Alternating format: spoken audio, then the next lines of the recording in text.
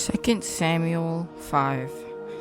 All the tribes of Israel came to David at Hebron and said, "Here we are, your own flesh and blood.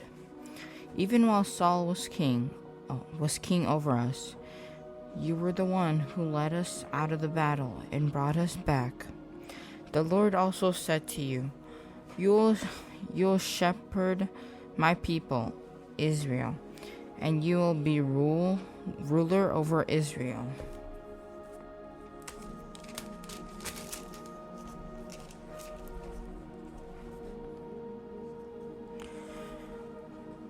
So all the elders of Israel came to the king at Hebron.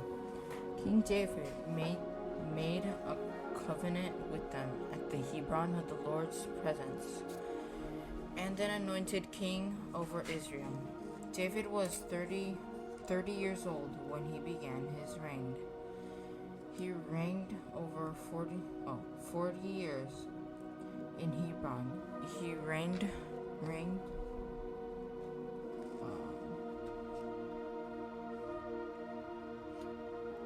He reigned over Judah 7 years and 6 months, and in Jerusalem he reigned 33 years over all Israel and Judah.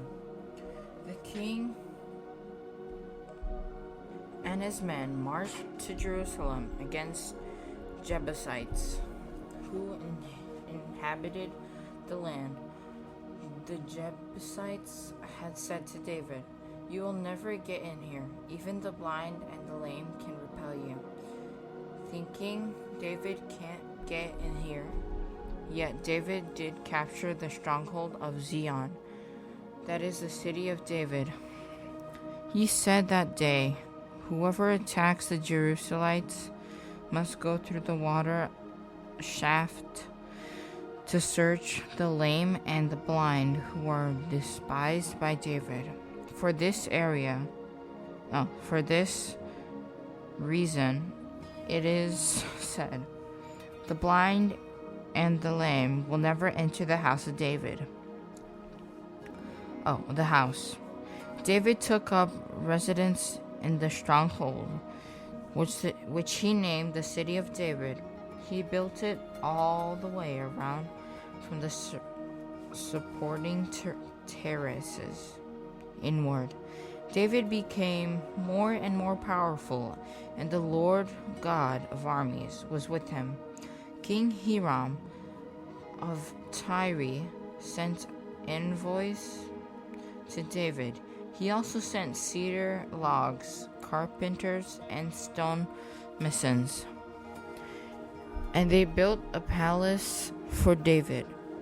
Then David knew that the Lord had established him as king over Israel and had exalted his kingdom for the sake of his people Israel.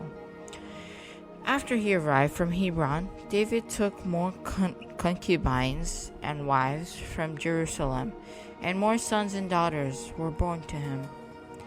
These are the names of those born to him in Jerusalem: Shammua, Shobab, Nathan, Solomon, Ibbar, Elishua, Nepheg, Jephthah, Elishma, Eliada, and Eliphet. When the Philistines heard that David had been anointed king over Israel, they went in search of David. But he heard about it and went down to the stronghold. So the Philistines came to spread out in Rephaim Valley. Then David inquired of the Lord, "Should I attack the Philistines? Will you hand them over to me?" The Lord replied to David, "Attack, for I will certainly hand the Philistines over to you." So David went to Baal Perazim and defeated them there and said, "Like a bursting flood, the Lord has burnt out against my enemies before me." Therefore he named that place the Lord burst out. The Philistines abandoned their idols there, and David and his men carried them off. The Philistines came up again and spread out in Rephaim valley. So David inquired the Lord, and he answered, "Do not attack directly, but circle around behind them, and come at them opposite the balsam trees. When you hear the sound of marching in the top of the balsam trees, act decisively, for then the Lord will have gone out ahead of you to strike down the army of the Philistines." So David did exactly as the Lord commanded him, and he struck down the Philistines all the way from the Geba to Gezer. 2 Samuel 6. David again assembled all the fit young men in Israel, 30,000. He and all his troops set out to bring the ark of God from Baal, Judah. The ark bears the name and the name of the Lord of our minds, who is enthroned between the cherubim. They set the ark of God in a new cart and transported it to Abinadab's house, which was on the hill. Uzzah and Ahio, sons of Abinadab, were guiding the cart and brought it with the ark of God from Abinadab's house on the hill. Ahio walked in front of the ark. David and the whole house of Israel were dancing before the Lord with all kinds of firewood instruments, lyres, harps, trombones,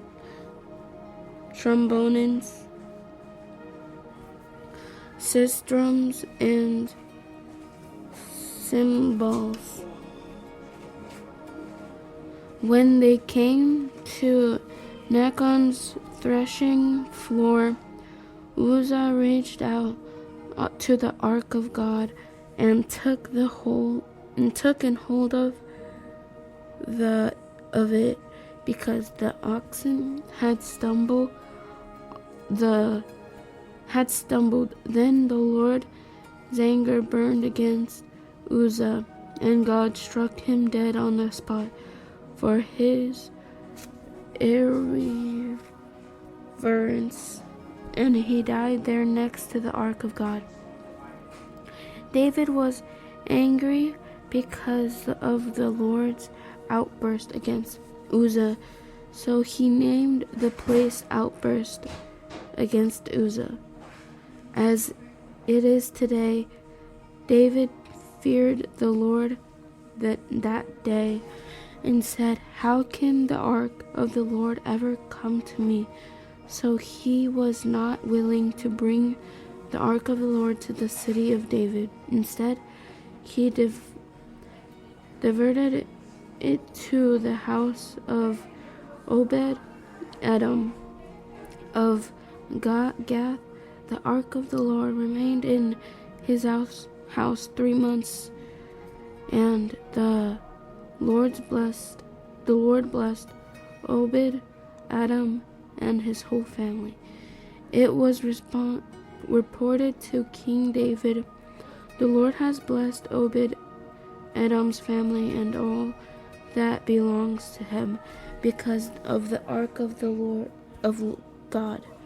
So David went and had the ark of God brought up from Obed-Edom's house to the city of David with rejoicing. When those carrying the ark of the Lord advanced 6 steps, he sacrificed an ox and a fattened calf. David was dancing with all his might before the Lord, wearing a linen ephod. He and the whole house of Israel were bringing up the ark of the Lord with shouts and the sound of the ram's horn, as the ark of the Lord was entering the city of David. Saul's daughter Michal looked down from the window and saw King David leaping and dancing before the Lord, and she despised him in her heart. They brought the ark of the Lord and set it in its place inside the tent David had pitched for it. When David offered burnt offerings and fellowship offerings in the Lord's presence, when David had finished offering the burnt offering and the fellowship offering, he blessed the people in the name of the Lord of armies. Then he distributed a loaf of bread, a date cake, and a raisin cake to each one in the entire Israelites community, both men and women. Then all the people went home. When David returned home to bless his household, Saul's daughter Michal came out to meet him. "How the king of Israel honored himself today," she said. "He exposed himself today in the sight of the slave girls of his substance, like a vulgar person would expose himself." David replied to Michal, "It was before the Lord who chose me over your father, and his whole family appoint me ruler over the Lord's people Israel. I will dance before the Lord, and I will dishonor myself and humble myself even more. However, by the slave girls you spoke about, I will be honored." And Saul's daughter Michal had no child to the day of her death. 2 Samuel 7. When the king had settled into his palace, and the Lord had given him rest on every side from all his enemies, the king said to the prophet Nathan, "Look, I am living in the cedar house, while the ark of God sits inside the curtains."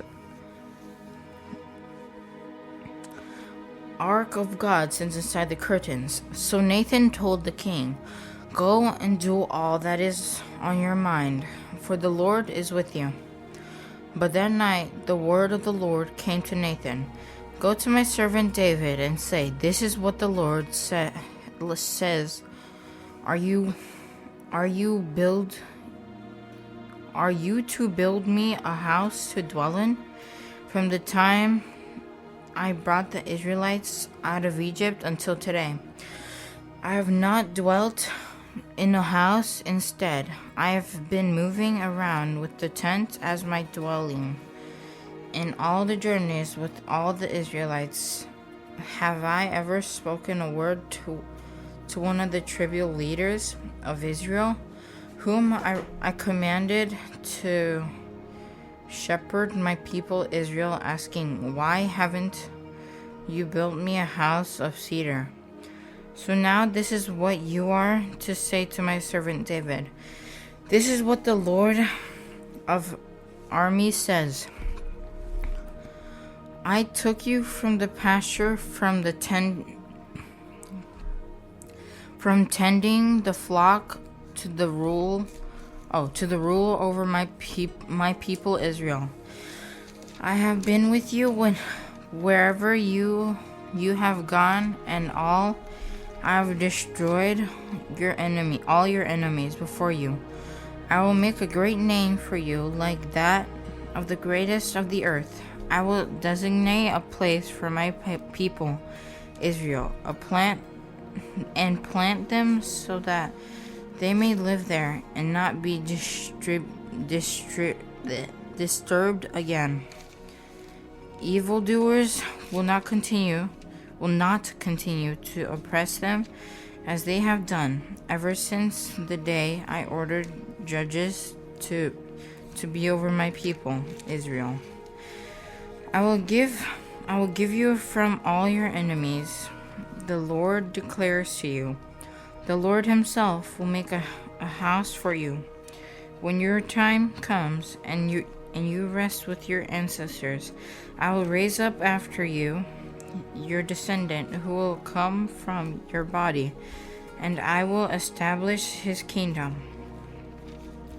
He is the one who will build a house for my name, and I will establish the throne of his kingdom forever. I will be his father, and he will be my son. When he does wrong, I will discipline him with the rod of men and blows from mortals. But my faithful love will never leave him, as it did when I removed it from Saul, whom I removed from before you. Your house and kingdom will endure before me forever, and your throne will be established forever. Nathan reported all these words and this entire vision to David. The King David went and sat in the Lord's presence and said, "Who am I, Lord God, and what is my house, that you have brought me this far? What you have done so far was a little thing to you, Lord God, for you have also spoken about your servant house in the distant future, and this is a revelation and for making Lord God for mankind,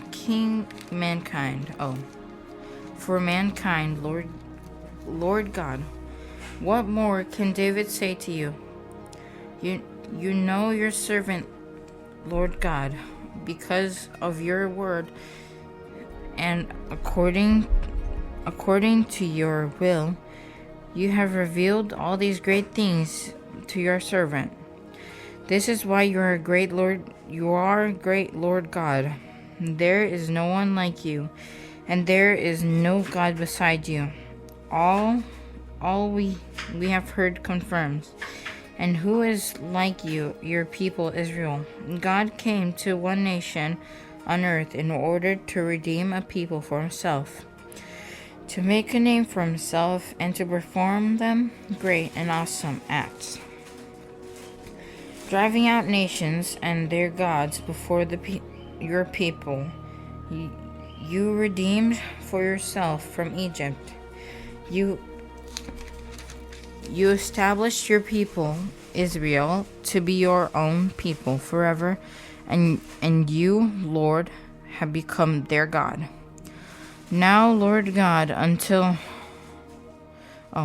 God, fulfill the promise before that you have made to your servant and his house. Do as you have promised, so that your name will be exalted forever when it is said, "The Lord of armies is God over Israel." The house of your servant David will be established before you, since you, Lord of armies, God of Israel, have revealed this to your servant when you said, "I will build a house for you." Therefore your servant has found the courage to pray this prayer to you. Lord God, your words are true, and you have promised this good thing to your servant.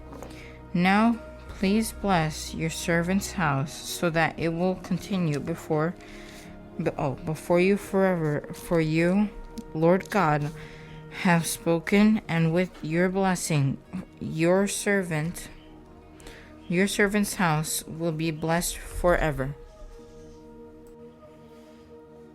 2 Samuel 8. After this, David defeated the Philistines, subdued them, and took Meteg Ammah from Philistine control. He also defeated the Moabites, and after making them lie down on the ground, he measured them off with a cord. He measured every 2 cord length of those to be put to death, and 1 full length of those to be kept alive. So the Moabites became David's subject and brought tribute. David also defeated Hadadezer, son of Herok, king of Zobah, when he went to restore his control at the Euphrates River. David captured 1,700 horsemen and 20,000 foot soldiers from him, and he harm-strung all the horses and kept 100 carriages. When the Arameans of Damascus came to assist King Hadadezer of Zobah, David struck down 22,000 Aramean men. Then he placed garrisons in Aram of Damascus, and the Arameans became David's subject and brought tribute. The Lord made David victorious wherever he went. David took the gold shields of Hadadezer officer and brought them to Jerusalem. King David also took huge quantities of bronze from Betah and Berotah, Hadadezer cities. When King Toi of Hamath heard that David had defeated the entire army of Hadadezer, he sent his son Joram to King David to greet him and to congratulate him because David had fought against Hadadezer and defeated him, for Toi and Hadadezer had fought many wars. Joram had items of silver, gold, and bronze with him. King David also dedicated these to the Lord, along with the silver and gold he had dedicated from all the nations he had subdued. From Edom, Moab, and Ammonites, the Philistines, the Amalekites, and the spoil of Hadadezer, son of Herob, king of Zobah. David made a reputation for himself when he returned from striking down 18,000 Edomites in South Valley. He placed garrisons throughout Edom, and all the Edomites were subject to David. The Lord made David victorious wherever he went. So David reigned over all Israel, administering justice and righteousness for all his people. Joab, son of Zeruriel, was over the army. Jehoshaphat, son of Ahilub, was court historian. Zadok, son of Ahibut, was Ahimelech's son of Abiathar, were priests. Seriah was court secretary. Benaiah, son of Jehoiada, was over the Peletites, and the Peletites and David's sons were chief officers.